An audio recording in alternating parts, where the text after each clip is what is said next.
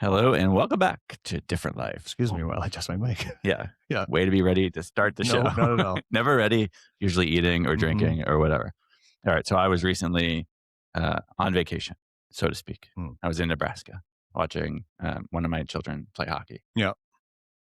Two things happened that I want to talk about real quick. Okay. First one, and this is actually like a what would Peter do in this moment? Okay. Okay. Okay. Because this touches on two things very important to you. Oh boy. Frugality. Okay. Okay. Yeah. And health. Jess and I were at a restaurant. Okay. This very nice waiter comes walking over with a tray of fresh out of the fryer later cheese curds. Okay. I've never even had a cheese curd. Nebraska cheese curds. Cheese in the Midwest is different than cheese everywhere else. Is it just fried cheese balls? It's basically a fried cheese ball. It's like a mozzarella stick, but more in like a tater tot. Got it. Oh, okay. Delicious, by the way. You had some? In case you're, so he's walking by with this tray of cheese curds. He comes to our table and he says, "Hey, these came out like they were a mistake. They're extra. Would you?" And halfway through the sentence of "would you," I said, "Yes, I would." Or "yes, we would." Wow. And just like, you didn't even let him finish the sentence. I said, I know where he was going with this. Yeah. He wanted to know if we wanted these like free cheese curds. So the question is, Peter, if you were sitting there, as you and Stacy and not me and Jess, oh boy, what would your answer have been? Because the frugal side of you is like, this is free food, right? It's like bonus food, right? The way Jess and I described it was, not only is it free, but the calories are free. How is that? Because we didn't order that. That's bullshit. Calories don't count if you didn't order the food. In our world, your body keeps the score, Gary. Body keeps the score. Yes. Body knows. I didn't order this. It's like free. It's the universe has provided me cheese curds, and somebody else will gain the weight. Yeah, somebody else is going to gain that weight. Whoever ordered them and didn't want them, or whatever happened. That's what's coming to them. Yeah, or the guy who made them by mistake. He's getting the calories. The anyway, universe. So what would you do? I probably would just say no thanks. That's so disappointing. You would say no to free food. Like I would say no thanks at first. A restaurant. So I exactly know how this would work. If I had already prepaid for it. So somebody else basically paid for it. In that regard. Great. Awesome. That's you know what I mean? It's like free. Yeah. I don't care about that. You still don't want it. But if it was on my table and I prepaid for it, I would be far more likely to be incentivized to eat some of it. Because you spent the money on it. If I didn't pay for it. Somebody giving you something for free. Yeah, I'm not interested. What about Stacy? I mean, she's up to her. She can do what she wants. Well, I mean, would you think she would have said yes to that? If she responded first, I'd probably be like, no thanks. And then she might be like, bitch, give me those cheese curds. I'll tell you what. Yeah. Those are the best cheese curds I've ever had in my life. If Stacy was out with you and Jess. Those were so good. They were so good. And then we followed it up with a great IPA and an amazing like a smash burger. But yeah. Is this why you gained 6 pounds on vacation? I've lost all of that. I'm back to my normal weight. Oh, it was only water weight? Yeah. Okay. Do you know that in Nebraska, they dip their French fries in ranch dressing? That's disturbing. Yeah, not what really ketchup, ranch. And it's delicious. You had that too? Yes. What is happening? Our trip to Nebraska didn't involve salad. We had pizza on a pizza train. Oh my God. Like, it was great. You should come with us next time. Okay, so this brings up a related, different but related topic. Okay. God, this is shocking. This is everybody eats that type of food? In Nebraska, normal? Nebraska are my people. They get me. Do you think if you grew up in Nebraska right now, I would be 400 pounds. You would be like legit? %. Wow. Yes. Fascinating. It is not a healthy place. Just broad brushstrokes. And I love it. Okay. I love it there. They understand me. Nobody judges me.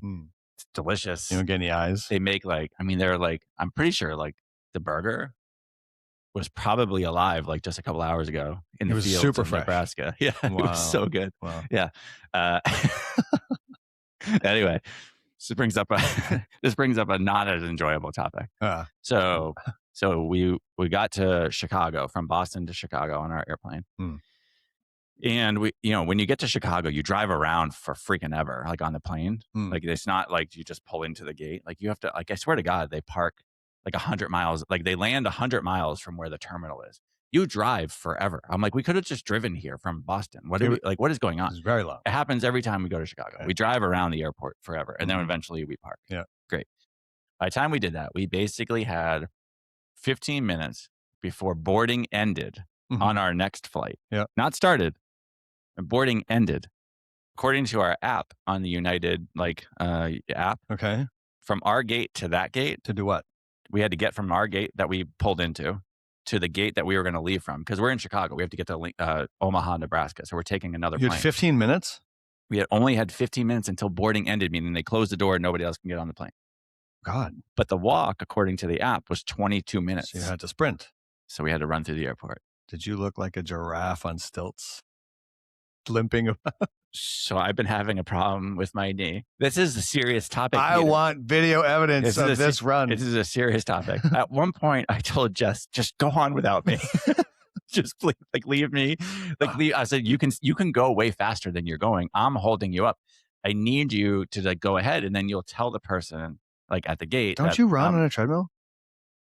What is happening? Hold on. You can't run through a terminal? At some point, I actually considered asking one of the people in those little carts that drive through the airport to give me a ride. Oh my God. So I've been having a little bit of a knee problem. Yes, I'm aware. That I haven't been able to quite overcome. It's weird how I don't make fun of you for that. So I was trying to, I did attempt to run. I did run. By the time I got there, I could barely walk. Mm-hmm. My knee hurt so freaking bad. Oh I was limping. Then I had to get on this plane, whatever. However, the real moral of this story is okay, my God, I have reached a point in life where I've lost the ability to do a thing. Yes, that's horrendous. And that is not good. That is unacceptable. That is unacceptable. 100%. I was so mad. I was grumpy for it wasn't because it hurt. I can deal with pain. What I'm mad about is that I lost a thing. Mm-hmm. It's like losing the ability to get up off the ground. Unacceptable. Or losing the ability to drive a car. Or losing the ability to go up and down stairs normally. Mm-hmm. Or whatever. You name the thing, right? To jump onto a box. I can't jump onto a box. I can't run or jump right now. Yep. And that is not good. Mm-hmm. I am not happy. So what are you going to do about it? I don't know. All I know is that something bad happened, and I was like, "Oh my God, this is it's the first time that it dawned on me." So I haven't been running at the gym because I've just been walking, because I can walk on a treadmill, incline, whatever. I try to get something done for that, and then I lift weights and I do all that stuff. Although with my new baseball schedule, I don't do that at all anymore. You haven't been lifting weights? I can't go. I don't know when to go. I have a whole lot going on. We just talked about less is more. This is awful. I'm really struggling. I don't know what to do. What is going on? I go from here. I get here early, and I have people all day long. And then I do something like this for 2 hours. And then I leave here. I go right to the baseball field. And then I don't get out of there until 6 o'clock. And by that time, I'm kind of not interested in going to the gym. Yeah. And so I'm not doing that. You're kind of dead. Anyway, I feel like I'm losing abilities. And so something has to be done. And so I don't know what to do. Okay. So here That's we are. The story. So everything hurts. So then that leads into this show, which made me start thinking about this. Yeah. My knee hurts. Yeah. But so does many other parts of my body. Like what? And it makes no sense. Both of my knees feel like they're just constantly, they always hurt. With almost every step, I can feel discomfort in my knee. One of my shoulders bothers me. Mm-hmm. Oddly enough, my back feels great these days. I don't know where that came from. Yeah. But that feels pretty good, right? Okay. So I get foot pain sometimes. I get it just seems in general, a lot of me hurts. Doesn't feel very good. And then as I talk to other people, obviously as a physical therapist, much of our world involves people who see us because they're in pain. Mm-hmm. So that can be a little misleading sometimes as to our purview of what's actually happening in the world. Mm-hmm. But however, when I talk to other people, other adults, just regular people who aren't our clients, for instance, regular people, yeah, not so much kids, but people who are in their 30s and up. Sure. Right. Everybody seems to have more pain than I remember people being in when I started this career, maybe 20 years ago. Or further, and I feel there's something going on. So your sample size, you're saying the length of time that you've been in this, something feels different now. Something feels very different now, where more people have more diffuse body pain, and the me and my knee thing made me start thinking about well, why does everybody hurt? Why do I hurt? Mm-hmm. Right? Why do I feel why do I have both of my elbows bother me? I have tendonitis things. When I try to do bicep curls on my on my left arm, it feels like my elbow is breaking. My elbow, not. Yeah, that's weird. It's weird. So now with tricep extensions? No, totally fine on those. Just curls. Very strange. Yeah, okay. A lot of things just hurt randomly. Yeah. I don't know why. It's very weird. So then I started thinking okay, is it environmental? Mm-hmm. We were just talking about the plastics. Yeah, sure. Do I have an accumulation of plastics in my body? Do I have I have mercury fillings or mercury, or what did they used to make fillings out of? Were they the Metal, silver ones? silver. I don't know Is if it they're is mercury. actually anyway some kind of metal in my mouth. I still have those. Is that leaching into my body? Do I just generally, is it all the processed foods that's like making my body just generally inflamed? Is it like sugar? I have a sweet tooth. Is it simply like sugar? You have a candy drawer? Is it things like Diet Coke, which I used to have like, Regularly. I don't want to get sued by Diet Coke, but like those types of things with like aspartame or like whatever. There's all these different theories, right? Like, I don't know. What is it that makes so many people hurt? Have you thought about this? Have you noticed this? Just to use your sample size of like when you've been in this career a while and it feels different now than it did in the early 2000s, right? It's not like the products and the environment that we live in today is any like worse, right? Like it's not like we're living in a more toxic environment than we did 20 years ago, I don't think. So the way I think of it is probably a little bit, yes, but it's that we've had it for so long now. That we grew up with multiple decades of this kind of stuff, whereas generation before us did not have as much of it until later in their life. It's the accumulation of damage, maybe? So like we've had this from the time we were born, basically, more or less, right? Until now. So we've accumulated environment. This is just, again, no science here. This is just your observation. Please don't take this and go tell your friends. This is like observational and me just trying to think through like, well, why is it that our generation of people seem to be in more pain? And environmental was one. And before the show, you brought up sort of like the other side of this is like emotionally, right? There's this other piece, and we're going to talk about that in a second. But environmentally, to me, it feels like, is there an accumulation of environmental events that happened over the course of our life that is leading to more of these types of things? I don't know. I want to say it's all of the above. It feels to me all of the above. We know that there's a lot of environmental, toxins, whatever the word that you want to use, that is not good for our bodies, that disrupt our hormones, that cause pro-inflammatory markers to increase in our bodies. We also know that the food that we eat is generally like pretty bad for us. It has those things. Plus, also we tend to overeat, so we tend to be more overweight than we need to be, which is pro-inflammatory. Also puts more like stress on all of our joints. We also move like a lot just being less heavier than we used to. I think that's a big one. I think the moving a lot less, I think that's one of the biggest ones, in the sense that like, I think we're all just so soft. And I think that there's a hardening that comes with like regular physical activity, especially as children. Yeah. So many less children participate in regular, rigorous physical activity. And I don't know if that affects the brain and how it perceives like pain. Yeah. Do we actually have more pain? Are we just more sensitive to pain? Is there like that neurological element to it? Like, is it mechanical? So I think that's the where brain? Like, is that where like the emotional piece can come in? Like, are we more heightened to this type of stuff because we're not as desensitized to it as we used to be? But I mean, I grew up like being very active. You know what I mean? Again, I go back to like our generation. And there's no one thing that's going to apply to all of this, but I wonder if it's like so multifactorial. Right. I think like when it comes to like the moving less too, like it basically our joints and our ligaments and our tissues, our soft tissues basically are not prepared to handle the load when we do ask it. Like, for instance, when you have to run through an airport, perhaps. Yeah, and you never ask yourself to run. And I haven't been running because my knee hurts. Like when I go to do it, it was like, I don't think so. Yeah, I mean, it was like you haven't done that shit in a while. I haven't, because I've been trying to like rehab my knee, so I've been avoiding the thing that I think like, but I probably should have been doing some low dosage of it the whole time. Some loading. You know what I mean? Which is what I would tell my clients. Of course, yeah. Pretty bad, like the worst physical therapist the whole time. do the thing to yourself you tell your clients. Any of my clients that are listening to this, like, you're not allowed to call me out. Yeah. They're going to. I'm doing the best I can, people. Yeah. So I don't know. I think all those things, I think in general, I feel like just going back to that, like the nervous system, I feel like most people live their life at this very like low level of stress all of the time. Yeah, for sure. Like there's some version, like I describe parenthood, right, as the moment that stress started, it never ends. Probably forever. For everybody. Yeah. And it's not because I have bad children. I don't. I have like really good children, I think, and I've enjoyed parenting.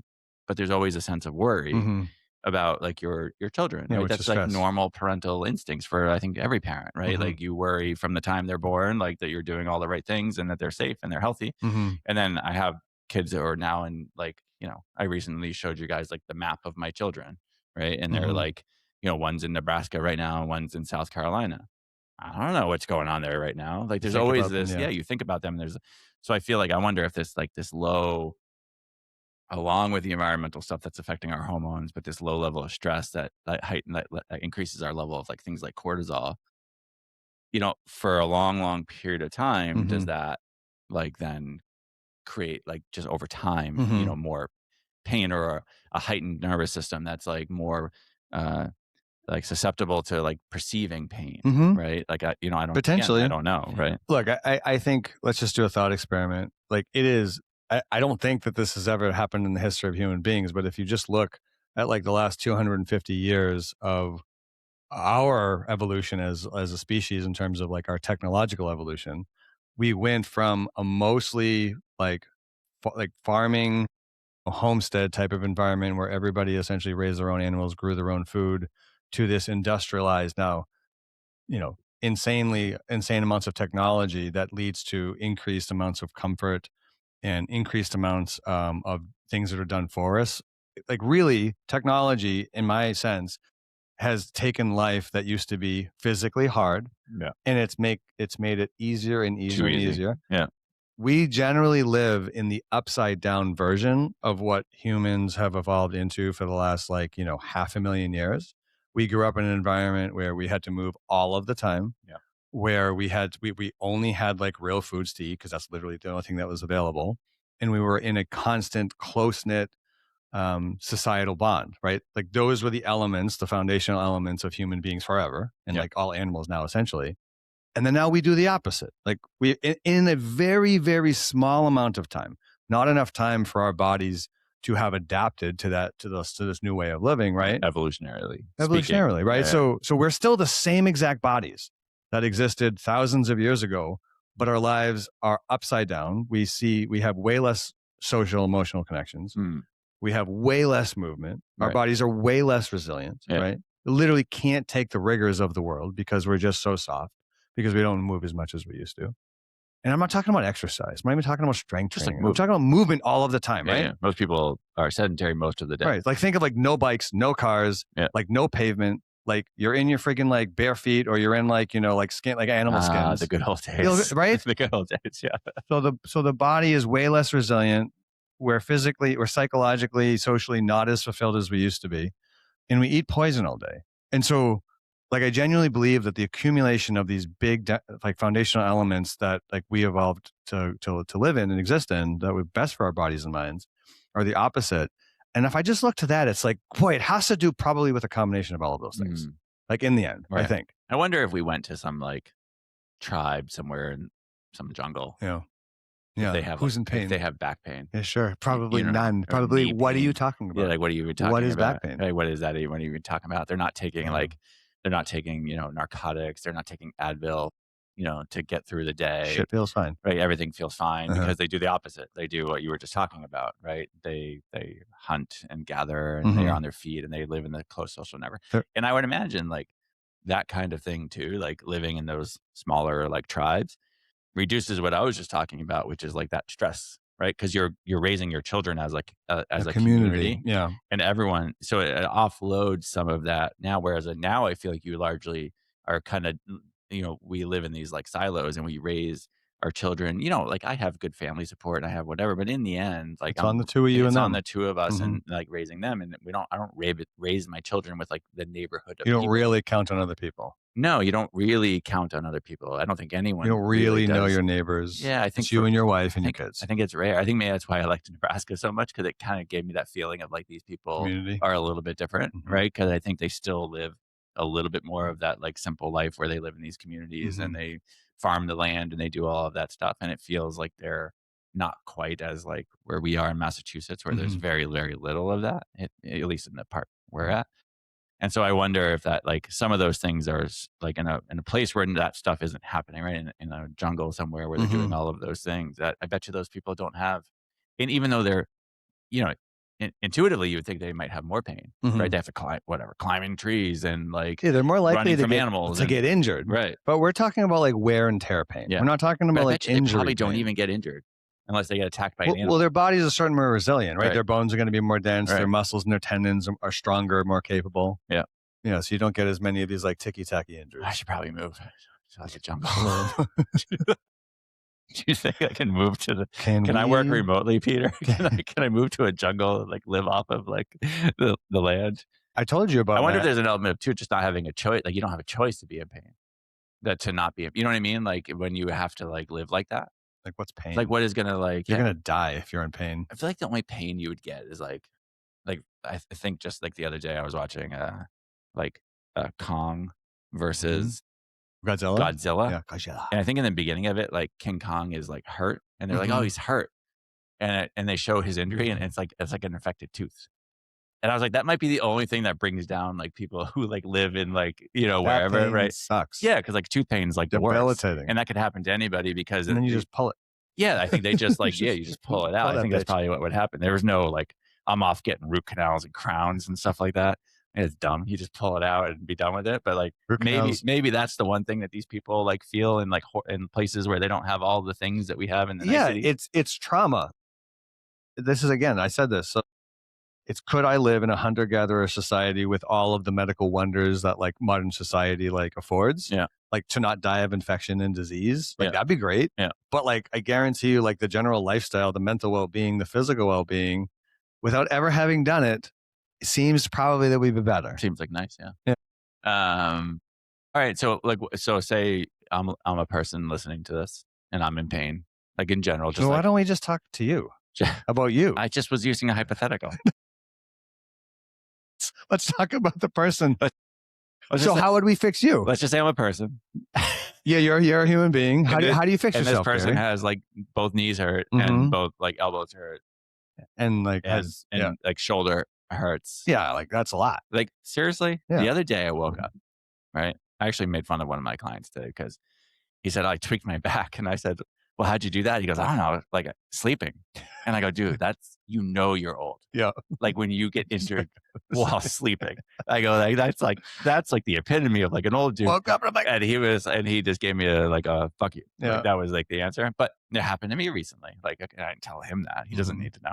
But like I woke up like a few weeks ago, and it happened again like the other day, where I just randomly have this like very sharp pain right on the bone of my shoulder, on the bone, not in the joint. Like literally, like if I touch like this part of my bone, spot where today it feels totally fine. It's not muscle attachments. No, it's just like literally like on the bone, like the sharpest like pain. I was like, what the hell is that? How do I wake up with like? I said to Jess, I said, did you hit me with a hammer last night? Like what happened to this one corner of the bone? And then it was gone like the next day. And then like a week and a half go by, and then the other day I woke up, same freaking like bone pain. And I'm like, what the hell? If you're being abducted by aliens, I don't know what's going on. But this is not okay, right? And as I'm sitting here right now, the front of both of my knees, like are kind of aching. They ache quite a bit. Anyway, so what should I do, Peter? What should I do? What would your general recommendation? How do I get out of this overall like body pain? Where should I start? Well, Fix me. You need everything hurts. You need more time, like to actually do the things to help yourself. To do what? Like say I had time. Yeah. Let's just pretend I have time. Well, reverse engineer it. What would you do for your clients? You would be able to help them and fix them. Cortisone. No, you would not. You would tell them the opposite of that. Surgery, maybe. I mean, how long have you had the knee pain for? I don't know, a few months. I'm not rushing into it. Yeah, exactly. I'm not doing it. Yeah. So that's not surgery, surgery yet. All right. These are the areas where I think I should start. Yeah. So one, I think I need to sleep better. I mean, how much sleep? So I don't think I get enough. What are you getting? Probably like 6 hours. Yeah, it's not good.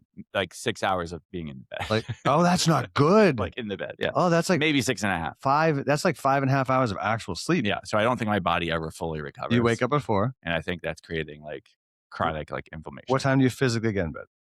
So most nights, the last 2 nights have been good. It was like 9 or in 8:30, but that's because we traveled and we were tired. Yeah, but what's normal? Like 9:30, 10. So you're in bed by 10. Yeah. And then you're asleep by 10:30, 10:15? Yeah, I'm probably in like good sleep. I'm probably something like that. Off. Yeah. So what time do you actually need to get into your bed? Like physically, like I'm going to shut my eyes, not be on my phone. Like in order to get enough sleep, you mean? I don't get on my phone when I go to bed. Great. So just yeah. Sometimes we have the TV on, like I'll watch like the Bruins or something, and then I shut it off. But, let's see. In order to get enough, what would be enough? 7? 7.5. No. I'm like going to bed at like dinner time. I know. I would say probably 8:30. Yeah. Yeah. I'd have to get Jess to agree to that. If I ever try to go to bed at 8:30, she's like, it's only 8:30. Yeah. We can't go to bed that soon. Yeah. So, but she doesn't have to wake up when I wake up. So I've been waking up at 4 now because apparently all my clients come in at 5. Yeah. So I'm waking up at 4. So it's a non-negotiable. I have to be in my bed by 8:30. Yeah. I just can't do it. I feel like death all the time. So you're in your bed by 8:30. All right. So step 1, sleep better. Step 2, I think I drink like 0 water at this point. I don't know what happened. I used to drink a lot of water. You started drinking water with electrolytes and then you got away from it. Yeah, that's because you were cramping. Yeah. I did that because of you were cramping and because I was having some like heart palpitations. Jesus Christ. You can't die. Your people need. So I was like, I should get some electrolytes. Maybe that will fix it. And it did. Yeah, I feel great. So maybe you should do that consistently. So I think I need to drink more water, less coffee. Okay. Just water. So how many coffees are you allowing yourself a day? I feel like I should be allowed 2 in the morning. I know you like one before you go to practice. I know, but I don't have to do that. Okay. That's a habit. Yeah. That's not a need. Okay. You know what I mean? Want. Yeah. Well, it's just like, it's a thing that started for some reason. Mm-hmm. It used to be Diet Coke, like before every So you're allowed 2 in the morning and the rest of everything that you drink is water. I think it should be. Okay, fine. That feels right. I agree. So sleep, hydration. Okay. I think that will help. You're avoiding the hard thing. I got to move more. How are you going to do that? I have to, I probably should go to the gym. Well, I don't know when though. But what are you going to do at the gym? I've been going on Saturday and Sunday because I can do that. Except for this past weekend, I was in Nebraska. I need at least 2 more days during the week. I just don't know when. I got to figure that out. Minimum, and I think that I would say I would go after practice, but it's hard for me to go after practice. So I think it would have to be here when I'm here and I have like one of the breaks rather than working during the break. Like is just taking time from. So essentially, what I do. Yeah, I just like put the work aside. Yeah, you don't work. You don't do any work. You're just constantly riding the bike. Yes, sweating, out of breath. Ridiculous. Yeah, so I think I need to carve out time here that is not like all right. Get on the computer. So start with 2 days a week. My instinct is to get on the computer and do work right when I'm here. And so I should probably I need to find at least 1 or 2 days a week here that I work out. So you're going to because I'm not going to do it after practice. So you're going to do 2 days a week. Yeah. While you're in practice with the baseball kids. Yeah. And I think that you should rework, put some intention behind your workouts so that they look more physical therapy-ish to the things that suck while also having some loading. Yes, I agree. So there's I need to rehab my various injuries. So lots of motion with loading. Yeah. Yeah. Okay. That also sounded like dirty. FYI. Yeah. I'm sure there's people out there, not just me, who thought that. I don't know. Okay. Yeah. And then what else? So I got to do that. And then I would say. One more category. I would say I have to I would say less candy. I think has it accelerated in the last couple of months? I blame Jessica. No, you can't. No, you are. That is unacceptable. Like she is supposed to stop me. No, Jessica, this is unacceptable. I'm on your side. So I think probably too much sugar, or inflammatory. Too type pro-inflammatory. Things. Yeah, maybe too much sugar, maybe too much processed kind of foods that create like inflammation. I am still listening to books. Have you still been tracking? I tracked for a while, and then I stopped for like a few days, and then I've been tracking again. Okay, so I'm doing all right. Yeah. So I would more real food, less sugar. Yeah, I think more or less sugar. Like I think that I get to lean into like less candy because like the 1 Take 5 at night, somehow led to like a couple Take 5s. Yeah. Then it led to like also Spice Drops, which I don't even know what that is, which is like an old person candy. Oh. But I really like them. Grandpa G. And so I started like being like, I'm gonna have some Spice Drops and a Take 5. And maybe 2 Take 5s. Gary, oh my God. Yeah. So okay. So I think all of the big categories. Your company here is making me worse. All of our people are getting better. So now you have to prioritize self-care a little bit. So yeah, I agree. But so I would say again, this applied to me, but I think this can apply to a lot of people. I think those are all good places to start. I think these are all great places to start. Like sleep more, drink a bunch of water, eat less sugar, move more. But move in the right ways. It doesn't have to be like heavy strength training, like you said. Like focus on mobility and some like light loading, like just to get the body going again. And if you try to go too heavy, like too fast, it would probably just be more painful, and then you're not going to want to do it. Yeah. So work within the parameters of like what your body is allowing for right now. I agree. And then your body will allow for like more over time. So then let's recheck in a month after some of these behaviors have changed. A month like podcast time or a month real time? Because today's April 1st. A month of real time. So let's check in at the end of April, beginning of May. And we'll forgot, see. Lost track of months there. Yes. we'll see where you stand. Okay. Okay. Do you have any pain? Not anymore. I feel fucking great. The peptides got rid of all your pain? I'm telling you right now, like I swear to God, I feel the best I have felt in years. I feel fantastic. I saw you doing some weird stretch this morning, like on the ground. Yeah. And then after you did the stretch, you like hopped up. Yeah. Like you went from the ground to like, and I like leapt in the air. Yeah, so like you I did like leapt. a burpee. Yes, it was like from the thing, and I was like, "Fuck you!" Like, that's literally in my head. I was like, "Go!" Like, like I can't even run through the airport. Yeah, and you're like bouncing around down there. I was like, "Oh, you little peptide." My body feels great. Yeah. Maybe I'll add that to the plan. Maybe I'll add the peptides to the plan. Soon you're going to feel great too, buddy. So, all right. Anything else on why everybody hurts? Are you good? I think that's good. I would also I know we didn't touch upon the social connection piece, but I think that's one too. I think emotional pain can manifest at times into physical pain. No, for sure. Right. And so we see that a lot with our clients. There's a lot of emotional baggage that's around, that like the stories that we tell ourselves in terms of our pain. So, that's and maybe this is a podcast episode, but like fixing the emotional pain, getting to the bottom of the root cause of the problem of why you have this, fixing your relationships, having more of a fulfilled life leads to less pain for sure. Yeah. And I think we have that conversation a lot with our clients because that's often at the root cause of many of our people's pain. But also, I mean, I've referenced the book many times and you referenced it earlier in the show, but it's good for anyone who wants to read and learn a little bit more about what we were just talking about. There's a great book called The Body Keeps the Score. The Body Keeps the Score. And so I would check that book out, and it basically talks about like how trauma of any sort, whether it's big trauma or smaller trauma on the scale of traumas, manifests itself in your body over time. You may not even notice it. Like the trauma may happen when you're a child, and then you might have pain when you're 40, but those two things, it took that long for it to like show up, but it's a fantastic book. So the Body Keeps the Score is that book. So I think with that, I think we're good. Very good, buddy. All right. See you. Bye.